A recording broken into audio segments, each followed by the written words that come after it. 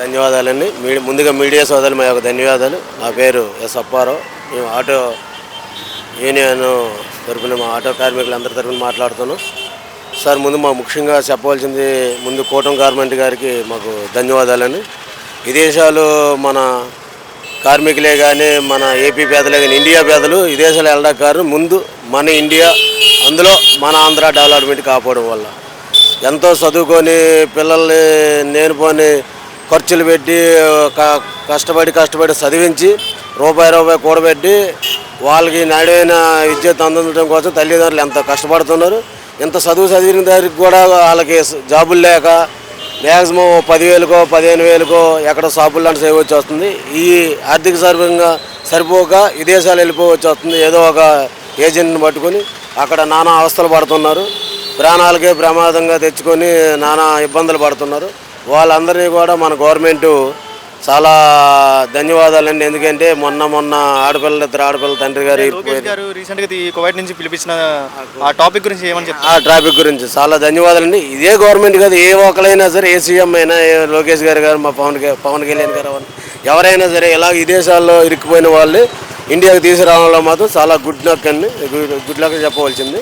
ఎవరైనా సరే ఇలాంటి ఇబ్బందులు పడుతున్నారంటే కేవలం మనకి డెవలప్మెంట్ లేక, మన ఇండియాలో జాబులు లేక ఎక్కడికో విదేశాలు వెళ్ళవచ్చి వస్తుంది. అక్కడ నానా అవస్థలు పడడం, మళ్ళీ మన గవర్నమెంటే స్పందించడం. దీనికి ఏంటంటే తీసుకురావడంలో చాలా ఎగ్జాంపుల్ చెప్తాను. అలాగే మన ఇండియన్ డెవలప్మెంట్, మన ఆంధ్రాని డెవలప్మెంట్ చేసే మార్గం కూటమి గవర్నమెంట్ వారు బాధ్యత తీసుకోవాల్సిందిగా కోరుచున్నాం. అలా పాత గవర్నమెంటే కానీ ఈ గవర్నమెంట్ అన్నట్లు మద్యం అన్నారు, మద్యం నిషేధం అన్నారు. దానికి నేను పోయిన అనేక రకమైన కల్తీ మందు నిక్కరే అమ్మడం వల్ల సామాన్యుల ప్రాణాలు కోల్పోతున్నారు. అవి కాకుండా అమ్మొచ్చు, కాకపోతే నాణ్యమైన మందు తీసుకొచ్చి జనాలకి అందించడంలో కోరుచున్నాం గవర్నమెంట్ని.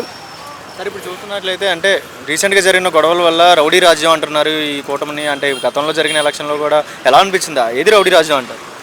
రౌడీ రాజ్యం అంటే ఎత్తికత్త గొడవలు కూడా రౌడీ రాజ్యంగా రాజకీయ పరంగా వెళ్ళడం కరెక్ట్ కాదండి. ఎవరైనా సరే, ఏ గవర్నమెంట్ అయినా సరే, మనం ఏంటంటే ప్రజలు మనకు పట్టం కట్టి పదవులు అప్పచెప్తున్నారు. ప్రజాస్వామ్యం మనం చేసే మార్గం మనం ఆలోచించాలి. ముఖ్యమంత్రి గారు ఏమని, ఒక ఎంపీ గారు, ఎమ్మెల్యే గారు అని, మన నియోజకవర్గం మన ప్రజలే ఏంటి ఈ అరాసరండి వాళ్ళు తప్పులు చేశారండి మనం తప్పులు చేస్తామనే మార్గాన్ని కాకుండా దాన్ని సామరస్యంగా పరిష్కరించి ప్రజలకి మంచిని అందించవలసిందిగా కోరుచున్నాం. వినుకొండలో జరిగిన ఘటన నరుక్కున్నారు కదా రీసెంట్గానే. ఆ ఇన్సిడెంట్ మీద నిజంగానే ఏంటి జగన్మోహన్ రెడ్డి అంటున్నాడు కదా, మా వాళ్ళనే చంపేస్తున్నారు టీడీపీ వాళ్ళు వచ్చి అన్నది. ఇది నిజమే అంటారు? ఈ మాట మా వాళ్ళు చంపేస్తానరా లేదనేది మనం అక్కడ స్థానికులుగా వాళ్ళకి ఏముందనేది వాళ్ళకి తెలియాలి. గవర్నమెంట్ పరంగా ప్రతిపక్షంగా ఎన్నైనా మాట్లాడవచ్చు. ఇప్పుడు మనం ఇక్కడ ఉన్నాం, మీడియా సోదరులు చూపించి మేము చూస్తున్నాం తప్ప టీవీలో లేకపోతే సెల్ ఫోన్లో ఇలా మేము చూడడం తప్ప డైరెక్ట్గా ఇండైరెక్ట్గా మనం చూసిందేం లేదు కదా సార్. అక్కడ ఏం జరుగుతుందో స్థానికులుగా తెలియాలి, లేదంటే ఆ గ్రామస్తులు తెలియాలి. ఇదేంటంటే పోలీస్ కస్టడీ చర్యలు తీసుకొని విచారించి ఎవరెవరేంటి అనేది ఒక పక్క వాళ్ళే వైసీపీ వాళ్ళే కొట్లాడుకొని ప్రతిపక్షం మీద జరగడం జరుగుతుందని వాళ్ళు చెప్తున్నారు. వీళ్ళేమో అన్ని దాళ్ళు ప్రతిపక్షం టీడీపీ చేపిస్తుంది అంటారు. ఇది కాకుండా పరిష్కరించి అక్కడ తప్పులు ఏంటనేది స్థానికులుగా గ్రామస్తులు అడిగి, లేదంటే వ్యక్తిగత గొడవల ఏంటనేది గవర్నమెంట్ పరంగా వెళ్ళడం, దాన్ని విచారించడం చాలా 100% నిజమని మేము కోరుకుంటున్నాం సార్. అది అలాగే రాష్ట్ర వ్యాప్తంగా ముందు గంజాయి అవస్థ అయిపోవడం వల్ల ఇవాళ మేము అంటే రోడ్డు మీద ఆటో ఫీల్డ్ తోలుతున్నాం కాబట్టి నానా రకాలుగా చూస్తున్నాం. గత 5 ఏళ్ళలో వచ్చిన గంజాయి విచ్చలవిడిగా ఎప్పుడూ లేదు సార్.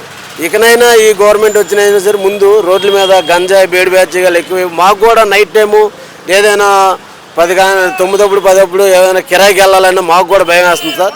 ఎందుకంటే మమ్మల్ని కూడా ఎక్కడైనా కిరాయిని తీసుకెళ్ళడం, మా జోబిలో ఉన్న తోలుకునే 500, 600 మాకు అక్కడ ఫోన్లో తీసుకొని ఆటో వాళ్ళు కూడా కొట్టడం చాలా ఉన్నాయి. కేసులు పెడితే ఎక్కడ మళ్ళీ ఇదవుతాయని చెప్పేసి ముందు గంజాయి వ్యవస్థని అరిగట్టి మద్యాన్ని కూడా ఇచ్చలవిడిగా కాకుండా నాణ్యమైన మద్యాన్ని అందజేసి ప్రజలకి కార్మికులకి ఉపయోగపడే మార్గాన్ని ఏదైనా ఆలోచించవలసిందిగా నూతన గవర్నమెంట్ వారికి మేము తెలియజేస్తున్నాం. అలాగే సార్, మాకున్న ప్రదేశంలో ఇవాళ ఆటోలు బాగా బీభత్సం అయిపోయాయి సార్. అంటే ఏ ఒక్క వ్యవస్థకి కూడా జాబులు లేక ఒక ఆటో రంగాన్ని ఎంచుకోవడం, ప్రతి ఒక్కరు ఆటో వాళ్ళు రావడం వల్ల ఇవాళ చాలా వరకు ఇబ్బందులు పడుతున్నాం సార్. మేము రోజుకి 500-600 తోలుకోవడం మాకు కష్టం అవుతుంది. అందులో డీజిల్ ఏం కొడతాం, అద్దెలు ఏం కడతాం, మా పిల్లల్ని ఏం పెంచుకోవాలి.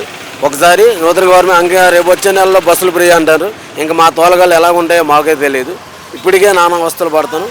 దయచేసి ముఖ్యమంత్రి గారు అలాగే పవన్ కళ్యాణ్ వాళ్ళకు కూడా ధన్యవాదాలు చెప్తున్నాం సార్. మా ఆటో కార్మికుల ద్వారా ఏదో ఆలోచించి మాకు మార్గాన్ని కల్పించి, అలాగే మన విజయవాడ సిటీలో పర్మినెంట్ అనే వ్యవస్థని ఇప్పుడు 2006లోనే తీసుకొచ్చారు సార్.